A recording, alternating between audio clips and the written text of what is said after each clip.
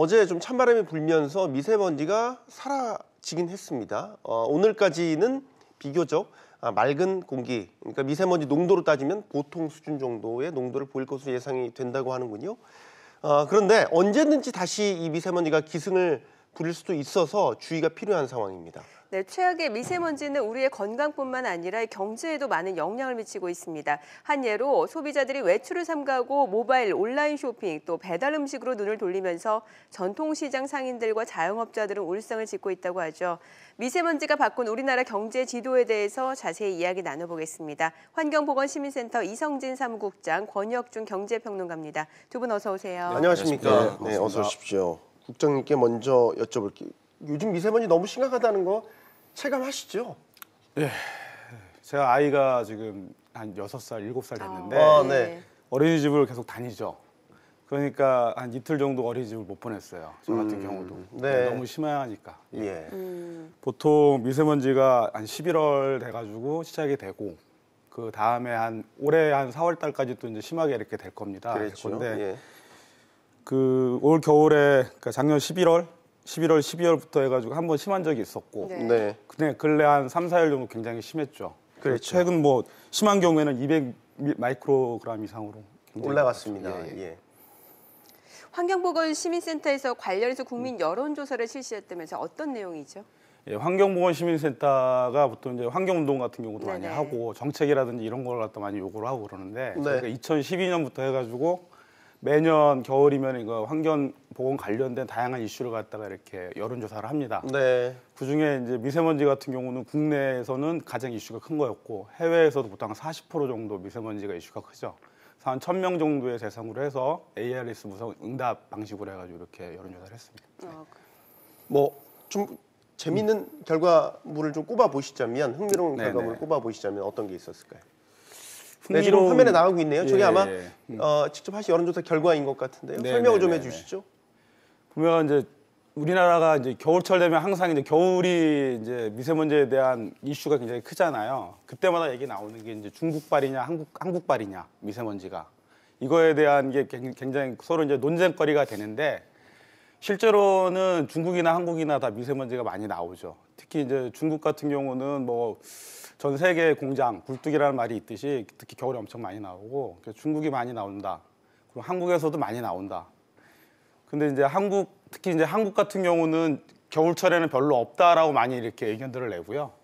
그리고 이제 이런 미세먼지가 있었을 때 과연 어떻게 해야지 저감을 시키고 효과가 있을까 이러한 이제 의견들을 이렇게 조사를 했죠. 네. 자, 평론가님, 정부가 지금 미세먼지 비상저감 조치를 최근에 한 3일 동안 계속해서 발령했단 말이죠.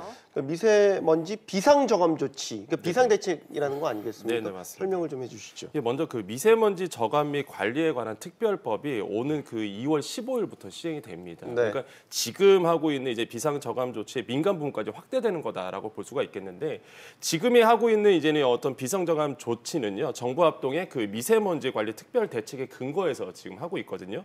예를 들어서 그런 겁니다. 단기적으로 대기질을 좀 좋게 하기 위해서 실제적으로 좀 뭐 국민 말 그대로 차량 부재라든지 아니면 사업장 조업 단축들을 하고 있는 것이고요. 뭐 국내 내부 발생 요일을 조금 저감하자. 왜냐하면 외국에서 아니면 해외에서 들어오는 미세먼지가 있기 때문에 국내에서만이라도 내부 발생 요인을 줄여서 조금 저감하자의 어떤 그런 취지로서 시행되고 있습니다. 조건 같은 경우에는 이제 당일 17시 기준, 그러니까 오후 5시 기준으로 서울 수도권 기준으로 말씀드리면은 당일 0시부터 16시까지의 2.5 마이크로미터의 거의 평균 농도, 그러니까 초미세먼지죠.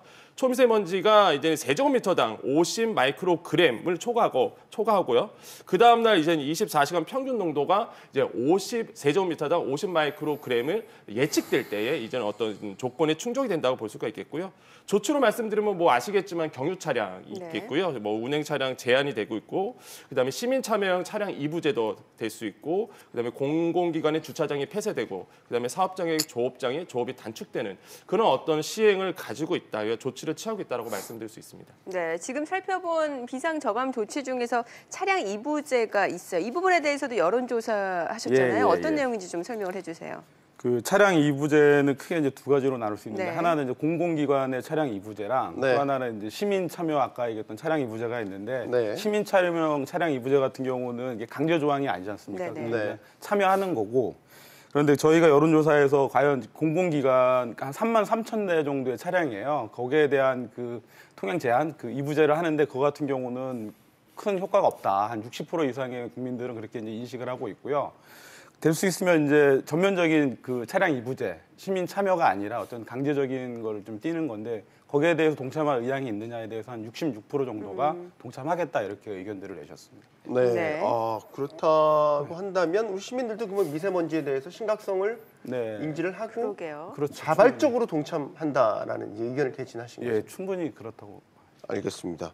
그러면 생각보다 높은 찬성률을 보이고 있기 때문에 미세먼지 정책에 대한 뭐라 해야 될까요? 조금 더 적극적이고 뭔가 좀 실효적인 변화가 필요하다고도 보여지고요.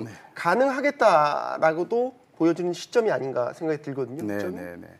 저희가 이 조사가 한 6년 정도 조사를 했다고 말씀드렸잖아요. 네. 근데 항상 이 정도의 수준이 나왔어요. 특히 이제 미세먼지에 대한 인식이 굉장히 많이 이렇게 사람들한테 이제 각인이 되다 보니까 네. 더더군다나 그렇고요. 이러한 조치는 적극적으로 차량 이부제에 대해서는 정부뿐만이 아니라 뭐 국회나 다양한 데서 조사한 걸로 알고 있습니다. 네. 이걸 갖다 적용을 하는 게 반드시 필요하지 않을까 이렇게 생각합니다. 알겠습니다. 네.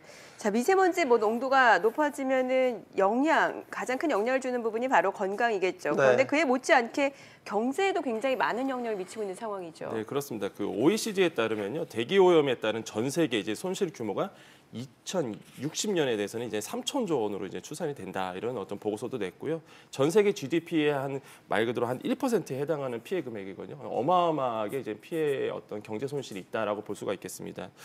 보통 우리나라도 이제 마찬가지죠. 이런 뭐 전 세계뿐만 아니라 우리나라도 이제는 경제에 많은 미치고 있는데 특히 실내에서 하는 것은 좀 웃고 있고요. 사실 야외에서 하는 모든 활동들은 다 울고 있다 이렇게 표현할 수 있겠는데 전자 쪽도 이제 미세먼지 경제학에 좀 포함합니다. 어떤 거냐면 보통 우리가 공기청정기, 그다음에 빨래 건조기, 의류 관리 이런 거는 이제 미세먼지 시대 필수 가전 3종 세트라고 요즘에 우리가 불리고 있는데 그러다 보니까 이런 매출이 굉장히 폭발적으로 많이 늘고 있다는 어떤 현상이 일어나고 있고요.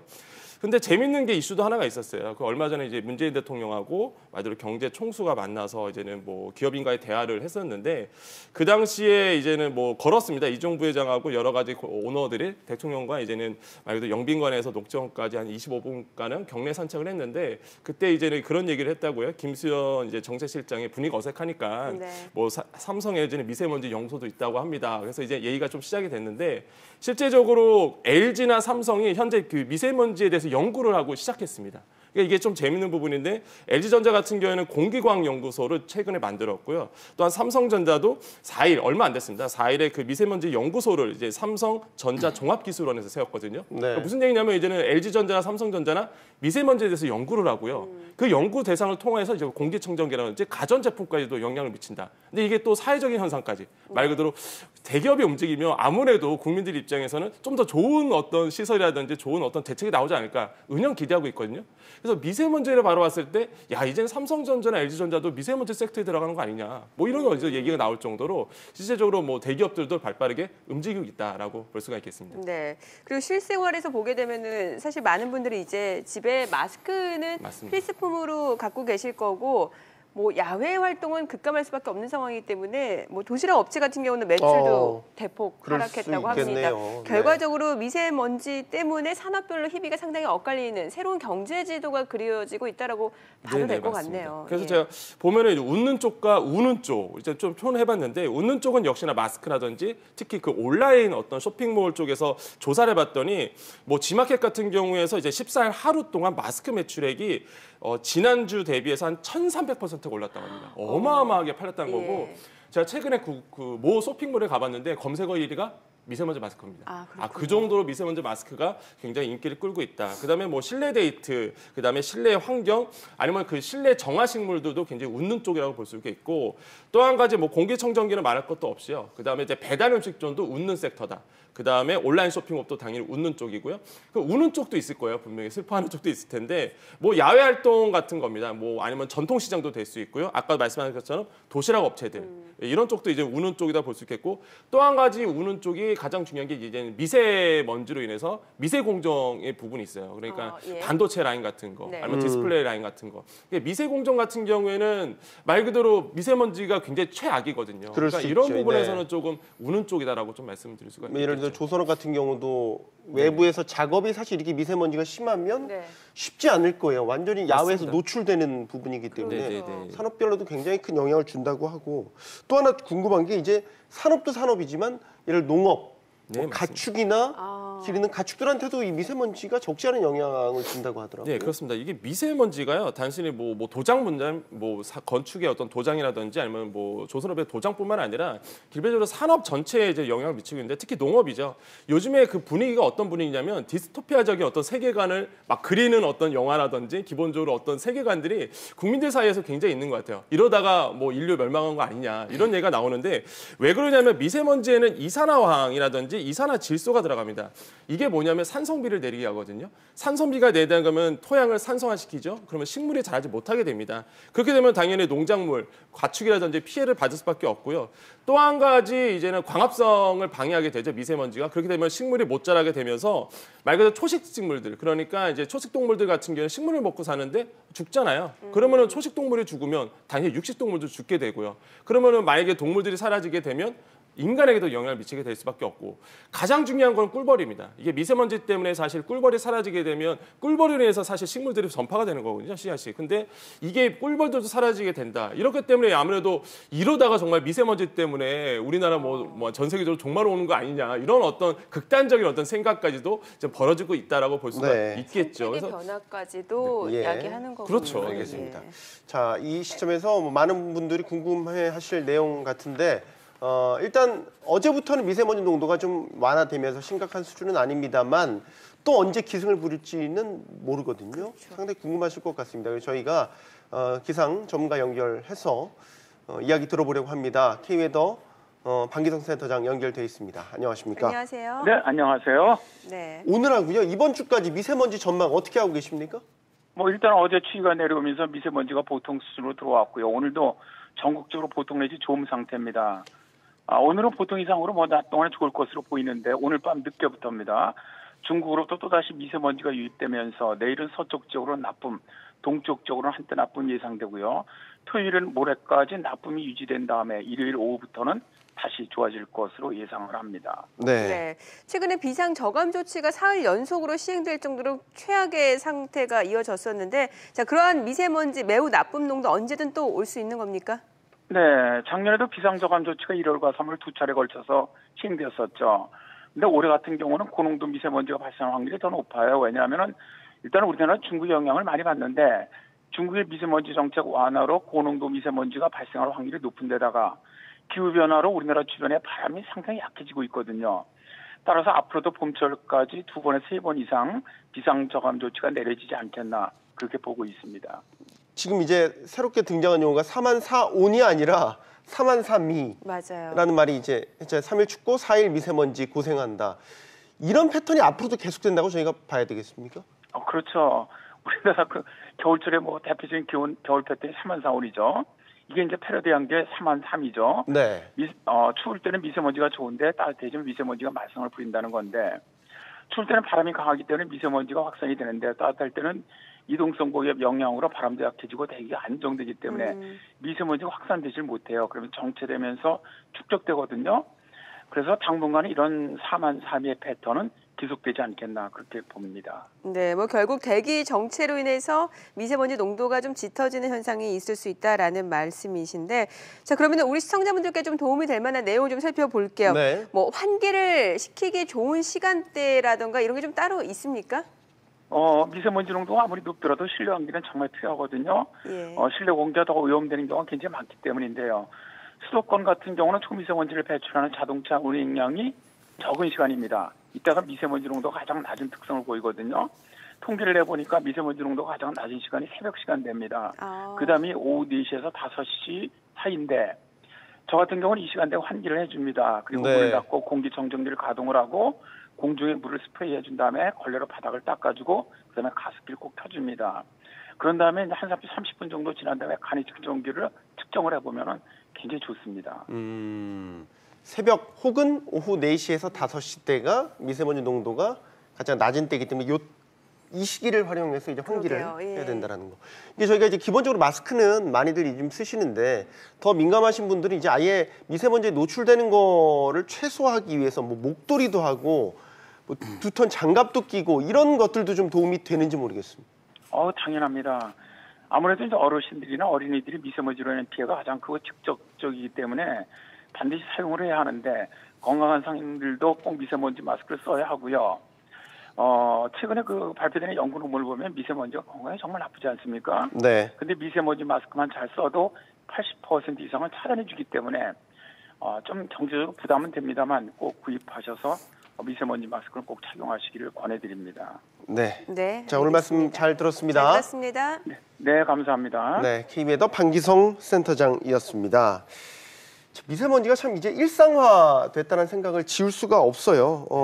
이제 우리나라만의 문제도 아닌 것 같고요. 네. 앞으로 이제 뭐 정부 이제 대책도 대안도 제시를 하시고 할 텐데 네네. 시민단체 입장에서 좀 해법을 제시해 보신다면 어떤 안을 주시겠습니까?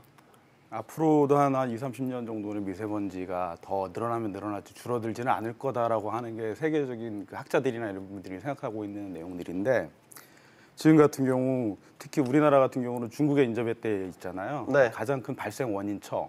그러니까 발생 원인처의 발생을 저감시킬 수 있는 게 가장 중요한 해법일 것이고 그리고 우리나라 자체에서도 발생되는 게 있으니까 그 양을 줄이는 거. 근데 이제 중국 자체를 외교적으로 어떻게 하기엔 쉽지 않잖아요.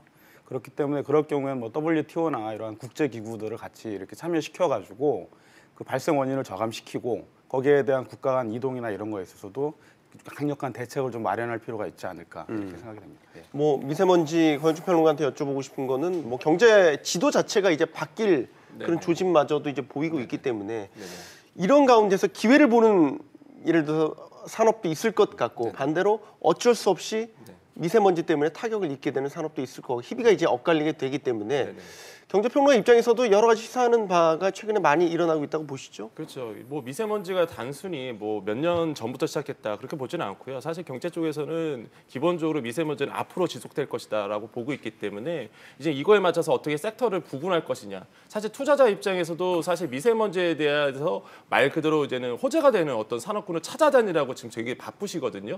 그러다 보니까 사실 아까도 말씀드렸죠. 웃는 쪽과 우는 쪽에 대한 섹터가 극렬하게 지금 나뉘고 있습니다. 그래서 투자자들도 그거를 이제 찾아내고 있는 거고 아까도 말씀드렸지만 야외 활동과 관련된 모든 섹터들은 사실 굉장히 미세먼지에 관련돼서는 굉장히 좋지 않다 이렇게 보고 있고요. 그다음에 실내에서 하고 있는 뭐 예를 들어서 교육이라든지 아니면 전자 이런 부분에서도 굉장히 좀 희비가 엇갈리고 있는 부분이 있기 때문에 뭐 투자자 입장에서나 아니면 우리 국민들 입장에서 보셨을 때 어떤 미세먼지와 관련된 어떤 구분들을 좀 극렬하게 좀 해주시는 게 아마 뭐 투자라든지 아니면 미세먼지를 바라봤을 때 좋은 어떤 전략이 아닐까 좀 생각을 해보겠습니다. 근데 뭐 전반적으로는 우리 경제는 좀 활동성이 둔화되는 것 같아요. 네, 그러니까 아무래도 예, 그렇죠. 바깥 활동이 이제 힘들다 보니까 네네. 나가서 뭐 돈도 네. 쓰고 뭐 아까 맞습니다. 야외 조업하시는 분들 그런 분들 다 제약받고 하니까 전체적으로는 좀 우리 경제에 뭐라 해야 될까요? 활력이 좀 떨어진다 미세먼지 때문에. 그렇죠. 사실 이게 어쩌면 도장의 문제도 있어요. 그러니까 조선업에서 사실 도장을 못 하거든요. 이게 왜 그러냐면 날림 반지 먼지 발생 억제 시책이 시행되고 있습니다. 네. 무슨 얘기냐면 미세먼지가 심해진다 그러면 내부 환경 요인을 좀 줄여야 되거든요. 그러니까 날림을 방지하기 위해서 도장업도 실제적으로 못 하게끔 아니면 좀 조업을 줄인다든지 네. 이런 것 때문에 산업의 활력이 또 떨어지는 부분도 있기 때문에 이런 부분에서도 굉장히 좀 영향을 미치고 있습니다. 그래서 말 그대로 그냥 국민들도 체감하지만 산업 안에서도 굉장히 이런 미세먼지 때문에 굉장히 곤란을 많이 겪고 있다라고 우리가 생각해 볼 수 있겠죠. 알겠습니다. 자, 미세먼지가 바꿔놓은 우리의 경제 생활 알아봤습니다. 권혁중 평론가 또 이성진 사무국장과 이야기 나눠봤습니다. 두 분 고맙습니다. 잘 들었습니다.